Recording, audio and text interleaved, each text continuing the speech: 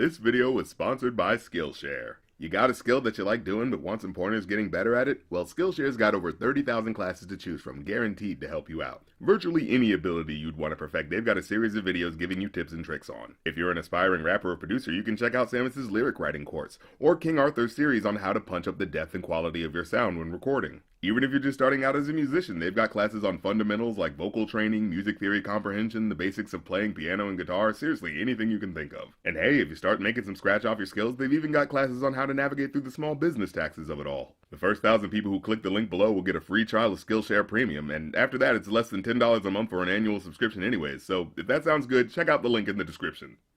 Hi guys, Rap Critic here. Let's talk about young Bleu. And yes, I'm gonna keep saying it like a lazy vampire, cause he's the one who spelled it the French cheese way as a reference to the slang term for money, so damn it, that's how I'm gonna say it. But okay, let's check out his latest hit single, Your Mind Still. A track title that is already making me kinda wary. But hey, let's give it a chance.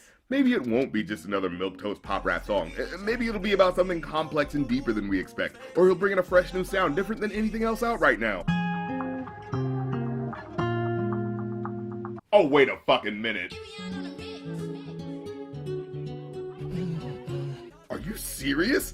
The exact same Sting sample that was used on a recent hit song from a guy whose death the whole hip-hop world was talking about not that long ago? That's the sample you went for? Get out of my face with this. There is absolutely no way there wasn't anyone on this promotional team that didn't hear the other sad boy emo rap song that samples pieces of my heart. This reeks of a cheap marketing ploy to siphon streams from an already popular song. And sure, people sample the same thing sometimes, but usually they do something different with it. They give it a different feel to the sound to make it stand out. But nah, not here. In fact, they've done even less with the sample musically, so it comes off as even more derivative. It's like the rap equivalent of that Asylum studio company that makes cheap knockoffs of popular blockbusters. But okay, if dude's fine with being the transmorphers of emo rap, so be it.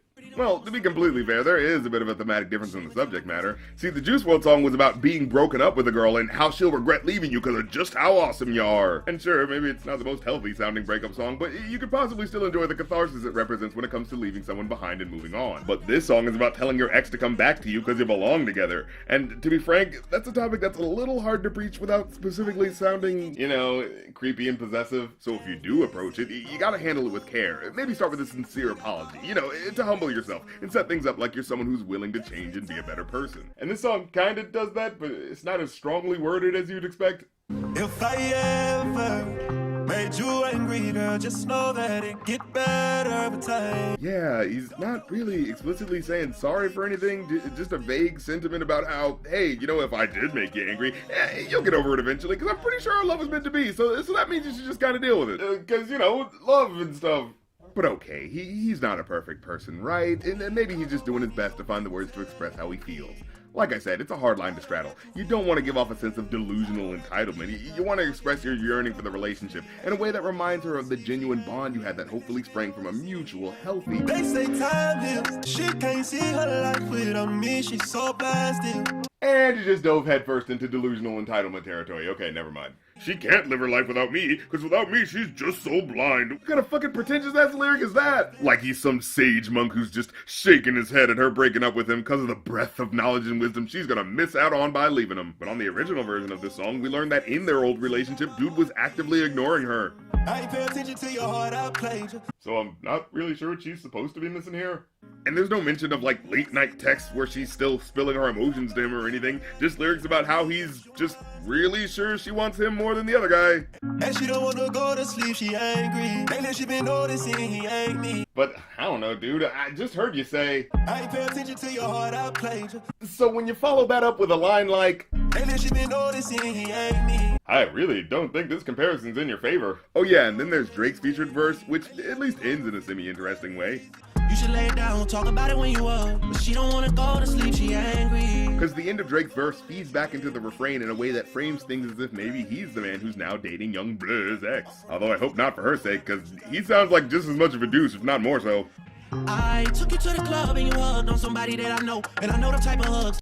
Is this motherfucker really getting upset about hugs? And I know the type of hugs, same shit I do to women when I know I used to fuck. And I know they with they nigga, but they never brought it up. Shame on you, woman, because the way you hugged that guy was an indication that you definitely had sex with him sometime in the past, and I know that's true, because that's the passive-aggressive way I act in front of my ex's current boyfriend. But don't focus on that too much, because right now we're talking about you. However, to be fair, according to Drake's verse, the girl in question also seems to kind of suck too. Shame to tell my friends how much I do for you, cause they know that you would never do the same for me. Yeah, they know you wouldn't do nearly as much for me as I do for you. And if I know they know that, then that means I know that. So, wait, why am I still dating you again? I wasn't looking for your secrets, they just came to me. And they contradicted everything you claim to be. Although with this line, it specifically sounds like the secret that came back is her wild-eyed ex coming out of the woodwork. And he's like, whoa, hey, I always thought you had good judgment, but goddamn, the guy who's saying this shit was your other choice? She can't see her life without me, she's so blasted. Like, geez, what a line. Just the completely bonkers assumption that this woman somehow can't fathom the idea of living life without his guiding hand. And the video's not helping his case, because it's about her getting married to another dude, so it would seem to me homegirl's definitely ready to see a life without you. But I guess he saw her looking kind of sad in an Instagram video, and he's pretty sure it's because she misses the D, so no time to lose. Quick, drive down to the chapel and burst in before the wedding vows are exchanged to remind her what she's leaving behind. Better tell that nigga you mine. Which, to anyone there watching, probably looks like a bitter douchebag showcasing exactly how possessive he is in front of her entire family. Heard you been trying to tie the knot, girl tell me you lying. Well, clearly not, because you're in the church where she's getting married. Let me be that pussy one more time. Let me be that pussy one more time. So this is the part of the video where the best man tackles him to the ground and repeatedly punches him in the head until the police can come and take away the crazy man, right? No, of course not. In the video, she's swept off her feet by his bold declaration of love, and probably just a hint of Stockholm Syndrome. And so she flees the wedding with him, similar to the ending of the movie The Graduate. And the video actually stays faithful to how the film ends, in how they start off looking happy, but then lose their smiles as the weight of their decision slowly dawns on them. In the film, though, the characters' motivations are a bit ambiguous, as you're not sure if it's really love or youthful defiance of tradition that drives them. But in this song, Let me be that pussy one more time. his motivations are very clear and, pretty explicitly not romantic. So overall, I gotta give this a 0 out of 5. This is all around an abysmal experience of a song. It just fails at every level of being an I want you back type joint. It's just a weak, unoriginal beat and aimless tone-deaf verses where the rappers seem completely oblivious to the toxic controlling attitude they're displaying that definitely feels like the reason she left him in the first place. Well, that's the episode.